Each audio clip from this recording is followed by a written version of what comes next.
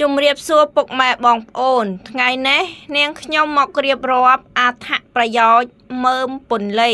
មើមពន្លៃគឺជាប្រភេទរុក្ខជាតិឱសថបុរាណខ្មែរមួយប្រភេទដែលមានប្រយោជន៍យ៉ាងច្រើនចំពោះសុខភាពនិងការថែរក្សាសម្រស់ខាងក្រោមនេះជាអត្ថប្រយោជន៍សំខាន់មួយចំនួនរបស់មើមពន្លៃ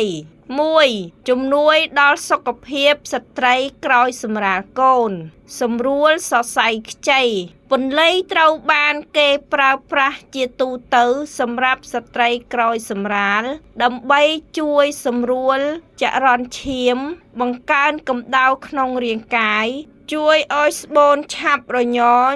បង្រួមមកវិញបាត់អាក្រក់សាច់ជួយកាត់បន្ថយការឈឺចាប់ឬអាក្រក់សាច់ក្រោយពេលសម្រាល 2. សម្រួលប្រព័ន្ធរំលាយអាហារកាត់បន្ថយការឆ្អល់ពោះពន្លៃមានសារធាតុជួយដេញខ្យល់បំបាត់ការឆ្អល់និងជួយឲ្យប្រព័ន្ធរំលាយអាហារដំណើរការបានល្អ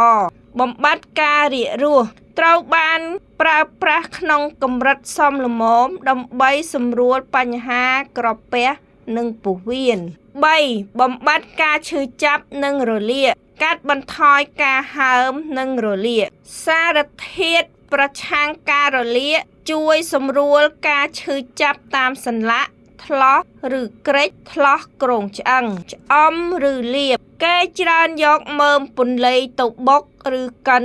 លាយជាមួយស្រាឬប្រេងដើម្បីយកទៅស្អំឬម៉ាស្សានៅកន្លែងដែលហើមឬគ្រេច 4. ថែរក្សាសម្រស់និងស្បែកម៉ត់ខៃប្រជាជនខ្មែរនិយមយកមើមពន្លៃ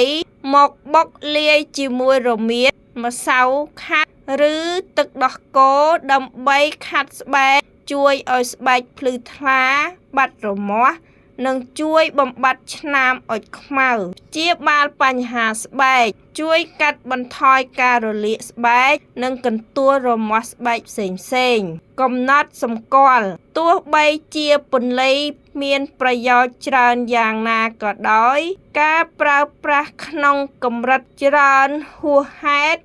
ឬការញ៉ាំផ្ទាល់ក្នុងបរិមាណច្រើនពេកអាចបណ្ដាលឲ្យក្តៅក្នុងសម្រាប់ស្ត្រីមានផ្ទៃពោះគួរតែជៀសវាងការញ៉ាំពន្លៃក្នុងបរិមាណច្រើន